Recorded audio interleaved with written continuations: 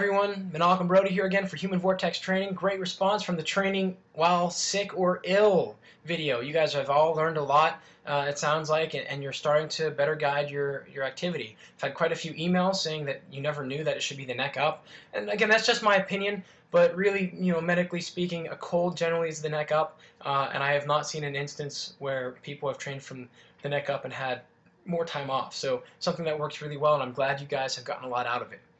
Today, I'm going to kind of work around some of the questions I've been actually inundated with the last 2 weeks, and that is training indoors or training during the winter.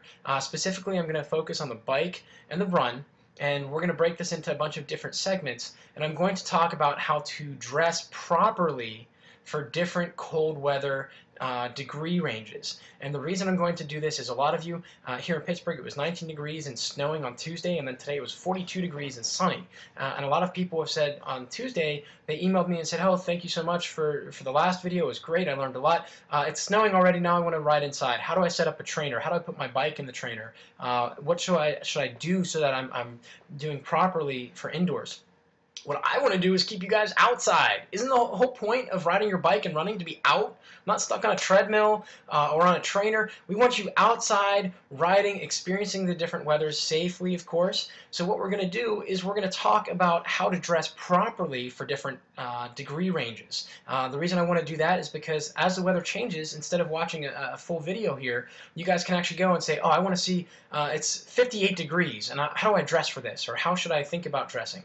And I'm going to break it into ranges. What we're going to start with first here today with some basic equipment. So we're going to talk about helmet, we're going to talk about a road ID, which is really important, and we're also going to talk about a couple basic pieces of equipment that you can wear while you're going outside and you're riding, and these will serve you. We can do it on the cheap, so to speak.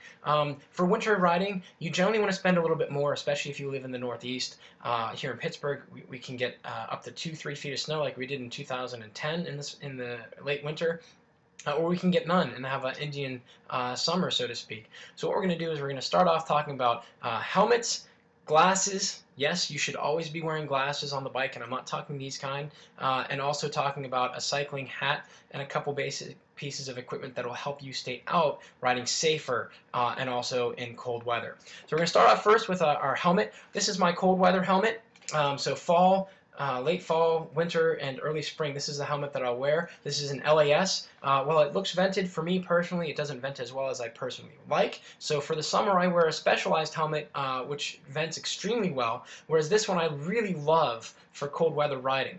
The reason being is it fits my head really well, and while this helmet fits me really well because I have more of an oval head, as you guys may be able to see, the Giro doesn't fit me as well because that's more for circular heads. The Trek doesn't fit me as well because it's more for circular heads. So what may work for you and someone else recommends to you may not be right. So make sure you try a helmet on. It should be nice and solid, and we're going to talk about that first. I'm going to spend a lot of time on safety. I am an EMT, and unfortunately I've been to a couple calls where sadly enough the cyclists have been hit.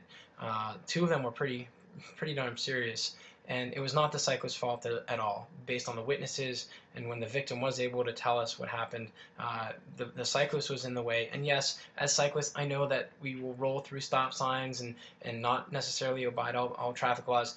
Remember, your vehicle, legally you are supposed to follow all traffic laws, and it's your responsibility for your safety and the safety of everybody that you're riding with, and that's really important to remember. On a group ride, if the light's turning yellow and you're 50 feet before the intersection, yell stopping, make sure you're slowing down and make an effort to safely stop, and make sure that everybody in your group is safe. Don't blow through a light, etc., and just use your head. So for a helmet, we want to make sure that it's working and fitting really well. And what this is, and a lot of helmets now actually have the zip on the back. And a lot of people may not use this. They just kind of leave it where it is, and they throw the helmet off and on.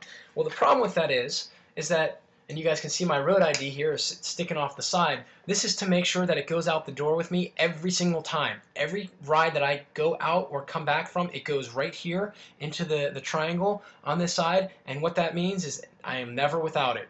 Even if I'm not thinking I'm in a rush, it leaves the door and I'm riding along, it's hitting me in the ear, and I can put it on while I'm riding. So road ID is a great idea. It's something really important that you guys should take with you every time. So the helmet, The reason why they all have the zip locks now is because even when this is properly fitting, and a properly fitting helmet should be 2 fingers here. We want to make sure that you have no more than 2 or 3 fingers, because what happens when you fall is the helmet may not be stuck on, and now it's going to move around. And you guys will see what it does to my hair after, okay? So we don't want that, and that's why we have the zip tie on the back. Now, before we even worry about the zip tie, first we have to worry about this and make sure that there's no more than 2 fingers space. Now, once we have that, the next thing, and the most common error that I see, is people riding like this. If your helmet looks like this, it's too small. If your forehead is showing that much, your helmet size is wrong. You need to go back and read the different sizes that are out there. There should be no more than 2 finger space between the eyebrow and the bottom of the helmet. I personally like to have it lower. I like to have it right on my brow line. And the nice thing about this LAS helmet is it'll allow me to bring this down, and so it's going to cup the occiput, which is the back of your head.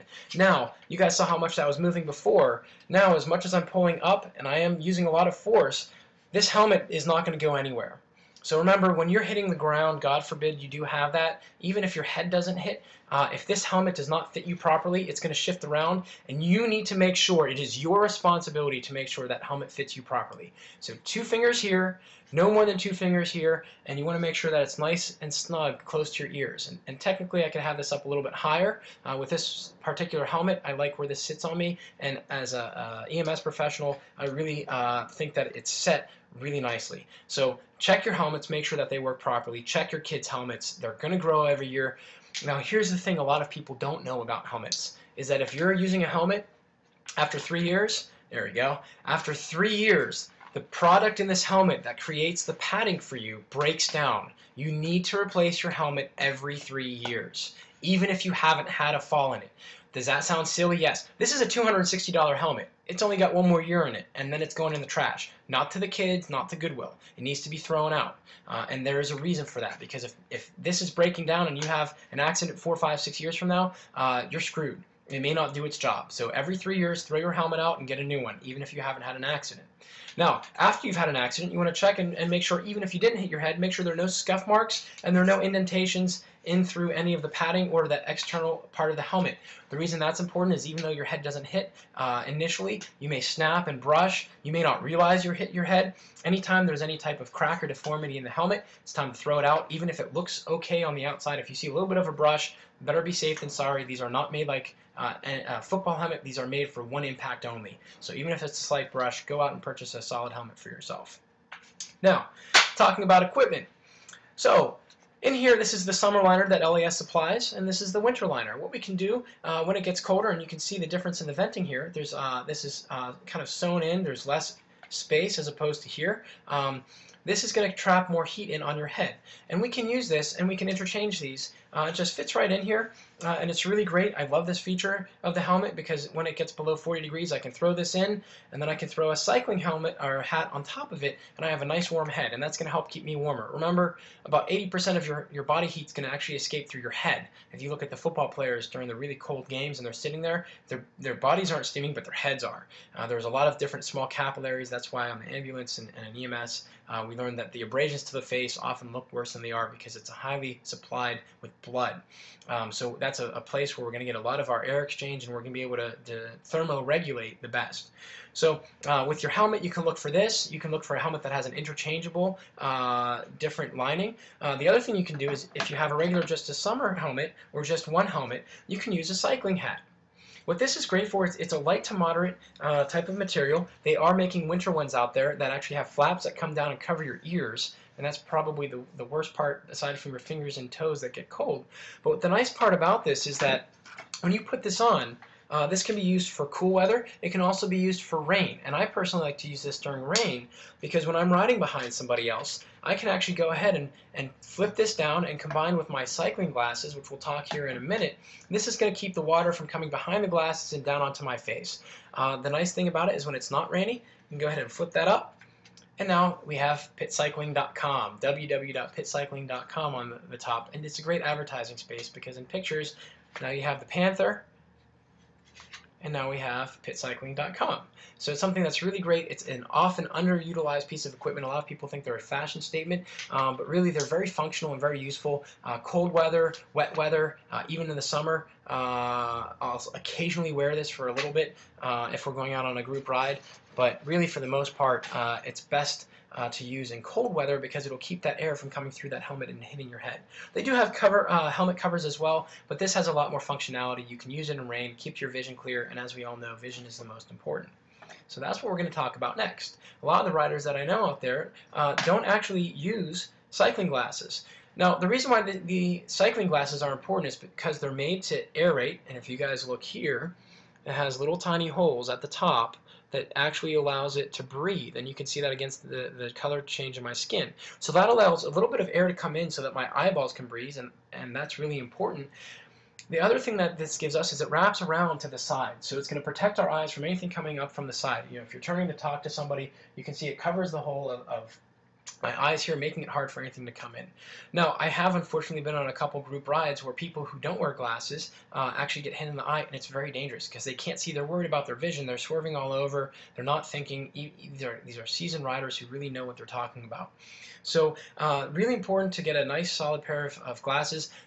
Extremely important. They need to be shatterproof. Don't go buy a $10 or $15 pair of sunglasses and think you're cool and you're good to go. You want to have shatterproof lenses, so spend extra money for these. These are optic nerve. I also have a pair of Rudy Project sunglasses that I wear during the summer that are shatterproof and have taken a beating. HVT athlete Samson McHugh has a pair that have been in 2 accidents, I think, and have fallen off his face, and they're still good. They've been run over. They're shatterproof. They work well, so pay the extra penny for that. The other thing you want to look for is interchangeable lenses. These are my moderate light. So if it's kind of partly cloudy, partly sunny, so not quite the brightest out there, this is a pair that I'll wear. Now this pair also comes with 3 other lenses. True sunglass lenses, clear for when it's raining or dark, and also low lights. And this is great for when it's raining outside, it's dark outside, or it's stormy.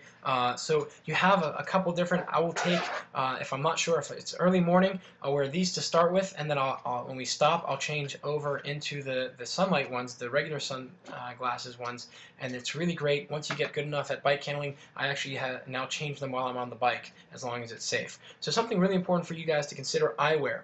Because as all of us who wear contacts know, that when you're walking in the cold and that wind hits your face, your eyes tear up, and it can be extremely dangerous. So make sure you're purchasing a pair of proper eyewear to wear during the winter. The next thing we're going to talk about here are gloves. So 60 to 55 degrees, I like to wear, these are mountain bike gloves with a little bit of carbon fiber on the fingers. I just really like the feel of these.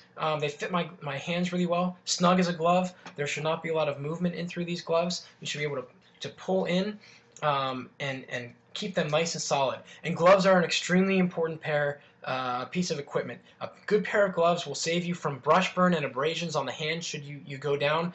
They also help alleviate, they have padding to help alleviate the pressure on your ulnar nerve, and this can help decrease the risk of occurrence of carpal tunnel syndrome. Thank you.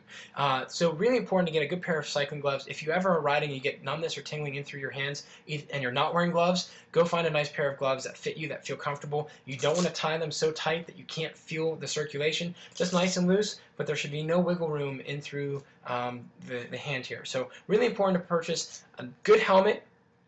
You can purchase a summer and winter helmet, a cycling cap. Again, we talked about that here, so you can purchase one of these. This is a really great cycling cap. I love it. It has a Cathedral of Learning and the Pitt 1970s logo with the Panther on it, and pitcycling.com on the inside. That is useful for rain. That is useful for cold days, and it can serve you really well over time. And then we also have the proper pair of sunglasses, again, with interchangeable lenses, so you can go out in different sunlights. Shatterproof, or at least shatter resistant, and make sure that they are polarized lenses. Really important. We have our road ID, which we're going to wear every time we go out. Really important. And we also have a proper pair of cycling gloves. So that is beginning to safety equipment for riding outside during cold weather. I'll see you guys for section number 2. And remember, train smarter, not harder, and it's all about you.